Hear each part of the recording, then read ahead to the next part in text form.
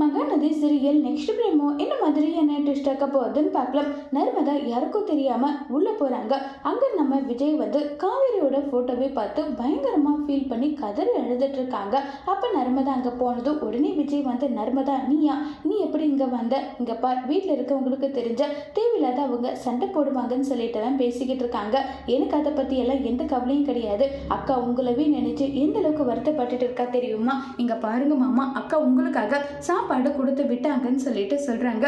இதை கேட்டதும் உடனே பயங்கரமா சந்தோஷப்படுறாங்க விஜய். நிஜமாவே காவேரி எனக்காக கொடுத்து விட்டாலாம். ஆமா மாமா, உங்களுக்காக தான் அக்கா கொடுத்து விட்டாங்கன்னு சொல்லிட்டு ரொம்பவே ஹாப்பியா வந்து சொல்றாங்க. இதை கேட்டதும் விஜய் வந்து, காவேரி சாப்பிட்டாலாம்? அவ எப்பவுமே சாப்பிட மாட்டேங்கிறா, ஏதோ எழுந்து போன மாதிரி உட்கார்ந்துட்டு இருக்காங்க. எப்ப பாரு அம்மா அக்காவை திட்டிகிட்டே இருக்கு, அக்கா அழுதுகிட்டே இருக்காங்க, அக்கா அழுகிறத என்னால பார்க்க முடியல. நீங்க எப்படியாவது அக்காவை உங்ககிட்ட கூட்டிட்டு வந்துடுங்க. ஏன்னா அக்கா உங்க கூட இருக்கும்போது மட்டும்தான் அவ்வளோ சந்தோஷமா இருக்காங்க. ப்ளீஸ் மாமான்றாங்க.